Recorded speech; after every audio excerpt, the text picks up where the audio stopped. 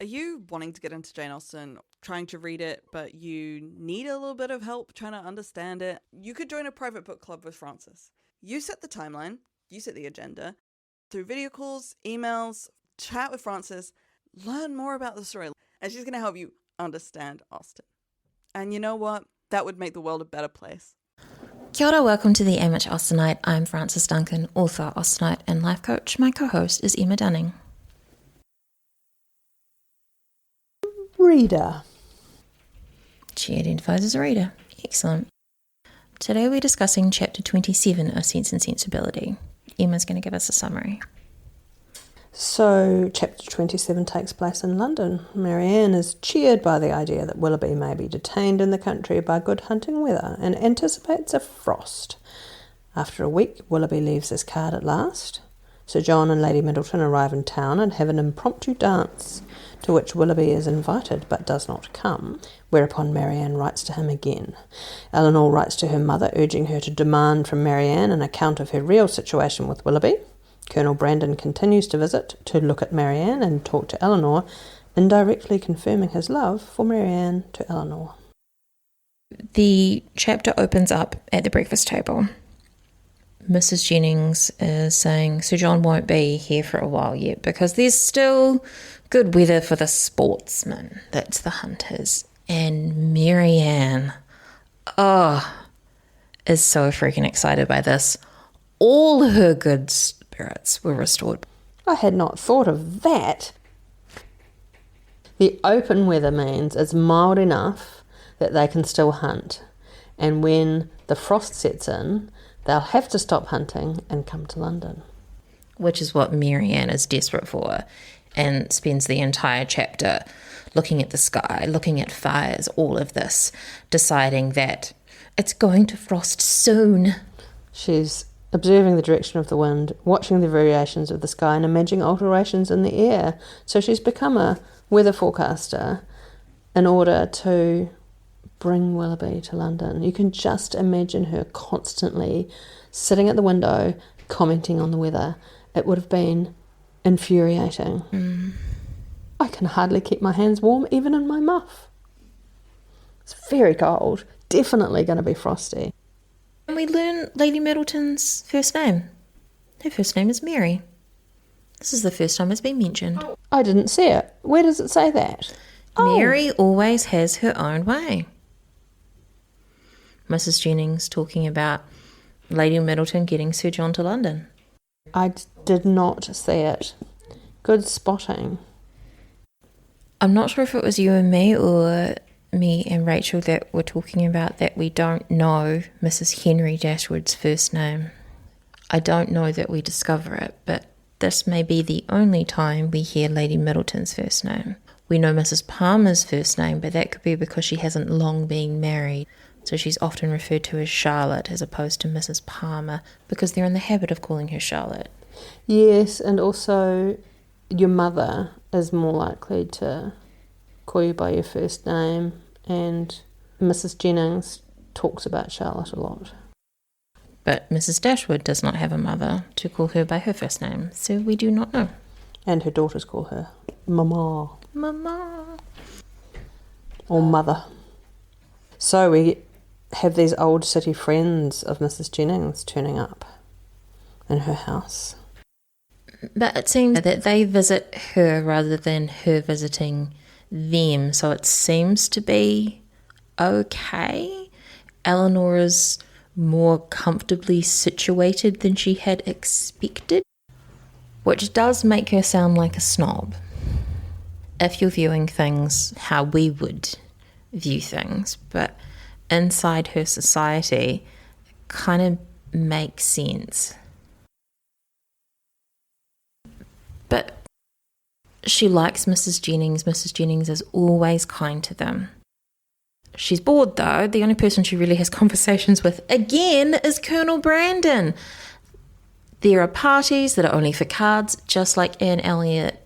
Eleanor's not interested in cards. But Willoughby does arrive. Well, I didn't think it was this chapter. Yes, Willoughby does arrive in this chapter because a week after they arrive in London, They find out that Willoughby's arrived because he leaves his card while they're out. Imagine the agony. Marianne's been waiting so long, and then she's out when he comes. Which makes her want to stay home forever after that. And she steals the card. And I'm like, does she put it under her pillow? Does she sleep with it there? She's probably put it inside her bodice. Oh, scandal. We later find out that Willoughby was getting her letters, but this was very intentional of him to merely leave a card to make it appear that he is common and indifferent acquaintance. Yeah, it would have been suspicious if he hadn't. He had to do the minimum, because not to do that would have been a statement. So a letter arrives and Marianne grabs for it. It's not for her, it's for Mrs. Jennings, but it does reveal that she's expecting a letter from Willoughby, not just a card, but she's revealing that a correspondence is what she's expecting, and a correspondence implies that they are engaged. Because a single man and a single woman cannot directly communicate with each other unless they are engaged, related, or married. It leaves them open to saying and doing things unchaperoned. If you think of it like teenagers sexting, they could be getting up to that, and you don't want that happening. Well, they can certainly organise a rendezvous. This brings things to a head with Eleanor. She has to outright ask what's going on. And Marianne resists. She says, "We neither of us have anything to tell you because you do not communicate, and I because I conceal nothing." Neither of them actually have anything to tell. Neither of them are engaged.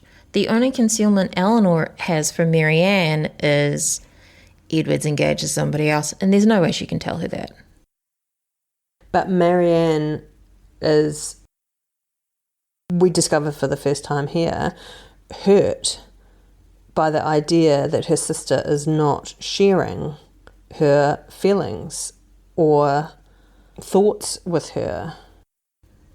We know that Eleanor is intentionally not indulging her feelings for Edward to keep herself safe, to keep herself from being hurt, whereas Marianne is overindulging her feelings for Willoughby to more experience the feeling, and that's why there isn't anything to communicate on Eleanor's side, because she's not even communicating it with herself. She doesn't want to increase it. It leaves Eleanor in quite the dilemma, because she's distressed that Marianne thinks I'm hiding something. I'm not free to tell her this thing. Which means she then in turn cannot press Marianne for more information. Exactly. Because so she feels it's best for Marianne to tell her what's going on, but she doesn't have a leg to stand on. Yeah. They go to a small ball at the Middletons. The Middletons turn up and immediately have a small ball, which Lady Middleton's like, this is terrible. It should be properly planned. There should be a proper invitation list and an entire supper, not a sideboard. And Willoughby doesn't turn up. And we know he's been invited because Sir John met him somewhere in the street this morning. He has a habit of running into Sir John in the street, and it causing problems for him. Marianne's so hurt by this that Eleanor decides, I'm going to write to our mother, figure out what's going on. Because Eleanor doesn't have a leg to stand on, but their mother has a right to know. You'd hope that were she engaged, Marianne would have told her mother already. She should have, because her mother's technically in charge of her well-being. She cannot care for her properly if she doesn't know what's going on. There's some great writing here again about the physicality of what Marianne's doing. For example, she's too restless for employment, too anxious for conversation, walked from one window to the other, or sat down by the fire in melancholy meditation. That's like 4 short phrases, comma, comma, comma. Agitation. Yes, it's agitation, but the writing is agitated. It's just this long series of different actions. And it helps drum up that feeling in the reader. You can actually see what's happening. When Colonel Brandon turns up, he can tell, or he has been telling, that Marianne hasn't been well. But this time she's basically ran from the room before he turns up. There are 2 things going on. What the reader and Eleanor perceive as happening here may be different from what's actually happening. Colonel Brandon has turned up to tell Eleanor to warn Marianne off Willoughby because he's recently discovered that Willoughby is the father of his step-grandchild. Foster grandchild? And he wants to, in a roundabout way, or as directly as he can, warn Eleanor so she can warn Marianne. However, he thinks that Willoughby and Marianne are engaged, and he wants to ascertain the fact of that before saying anything, because he will not disrupt an engagement. He will not make Marianne unhappy. His wish is to make her happy or avoid unhappiness for her. So the right thing to do if they are not already engaged is to warn her, because to be married to Willoughby is to be unhappy because he is an unethical man. Yes. But if they are already engaged, then she is committed to marriage to him, and knowing about it won't change the fact that she must marry him, and knowing about it's going to make things worse. So it's better if he doesn't tell her. Yeah. Eleanor has to not exactly lie, but I don't know that they're engaged. I'm not surprised to hear that they're writing to each other. The thing that changes Colonel Brandon's mind about what he's going to do today is, as he comes through the door, there's a letter. He sees in the servant's hand a letter to Willoughby from Marianne. He recognises Marianne's handwriting, and he knows that they cannot possibly be writing to each other unless they are engaged.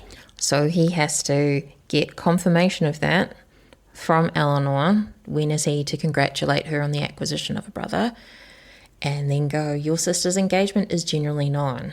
Like, but I need you to confirm this for me before I put my foot in my mouth.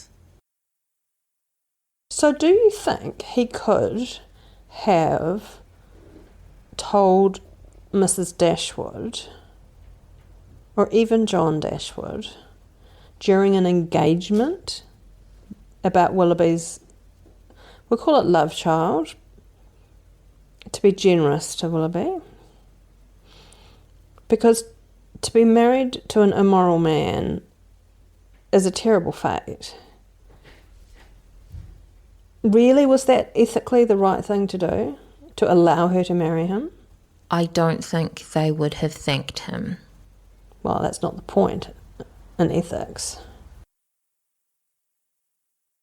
Colonel Brandon is a prudent man, and he is aware that they are more likely to shoot the messenger. It's my thoughts on that. If she's already engaged, there's nothing he can do about it. If she is not engaged, I doubt she would listen anyway because she's so in love with Willoughby.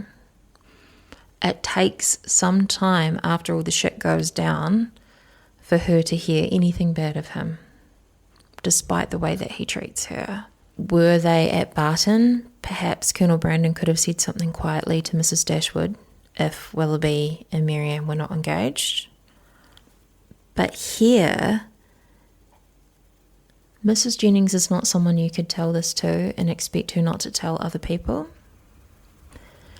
She's not actually providing the kind of protection that the Dashwood girls require. She can't be that level of chaperone. Oh, yes, I don't think he should have told Mrs. Jennings. He hasn't met John Dashwood, and when he does meet John Dashwood, I'm pretty sure Colonel Brandon will be able to read him and go, well, this guy sucks, not much point in telling him. But I think potentially everything's already fallen apart at that point. If it's absolutely resolved on, then concealment, if concealment is possible, is his only option. So is he talking about concealment of his own love? That's what the reader's supposed to think, and that's what Eleanor thinks. Yes. That he's concealing his affections for Marianne, his feelings. However, it is likely he's actually referring to concealing Willoughby's behaviour and love child. With Willoughby not being married, potentially not being engaged, this could be something that is made public to shame him into acting. As marrying the Eliza, as we will later discover. Yeah, whether that's marrying Eliza or putting aside money for his child. I don't think Colonel Brandon is the sort to actually publicly shame him. And also there are men that would just shrug it off. He's in a really difficult situation. It's made worse by the fact that he has feelings for Marianne. Because anything he says is going to be coloured by that. People are less likely to believe him. You can't just rock up and say, my foster daughter just had Willoughby's child. Oh, Willoughby, the guy that's engaged to the girl you love? How convenient that you have shit on him. But he doesn't say anything because Eleanor has said in a roundabout way, pretty sure they're engaged without ever actually saying that. So all he can do is wish Marianne happy and hope that Willoughby just deserves her. He doesn't, by the way. Well, that he will try to deserve her. I was going to say fucking deserves her because he fucking doesn't. But at this point, Eleanor is also trying to shield Marianne's conduct from censure. Marianne and Willoughby have both been acting inappropriately in very different ways. But because Marianne's been acting like she's engaged when she's not engaged, that is a bad thing. If she is trying to protect Marianne, it is better for her to say that they are engaged because her behaviour as an unengaged woman would be open to censure. So she errs on the side of engagement rather than not. The engagement has never been publicly announced. It is talked about, including by people who do not even know the Dashwoods, according to Colonel Brandon, but he wants to get the actual truth before saying anything. People are talking about it, but there hasn't been a public announcement of the engagement, so it's not official. In fact, Eleanor says, our family don't know about it. Which is true. And he's, oh, sorry, we're being very proper, are we? When is it going to be public? That's cool. You don't have to tell me anything until it's public. That's okay. Marianne has put herself and everyone around her into a really awkward situation. But had Colonel Brandon spoken now, I don't think it would make any difference to the outcome. No, the state of Marianne's heart could not have been changed. It's not till after she knows that Willoughby's a cad, she's willing to hear that. Even then, she's remarkably quick to make excuses for his behaviour. But as things stand, we're all set up for a showdown. It's about time that Marianne and Willoughby came face to face. Dun dun. Before we finish, I did have one little conversation that I wanted to add in there.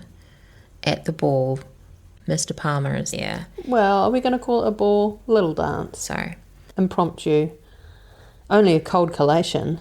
Can't call that a ball. the impromptu dance, the absolutely shockingly not real ball, Mr. Palmer's there and avoids Mrs. Jennings, never coming near her. Then eventually wanders over to Eleanor and has a conversation which is very reminiscent to me of some of the ones in her juvenilia. Oh, should we do a reading? Okay. Do you want to be Mr. Palmer or do you want to be Eleanor? I can be Mr. Palmer. You be Mr. Palmer, I'll be Eleanor. I thought you were both in Devonshire. Did you? When do you go back again? I do not know. And thus ended their discourse. That is, very Austen in her juvenilia. And that's our discussion of Chapter 27 of Sense and Sensibility by Jane Austen. I've been Frances Duncan. This has been Emma Dunning. Thank you for listening, and we wish you happy reading.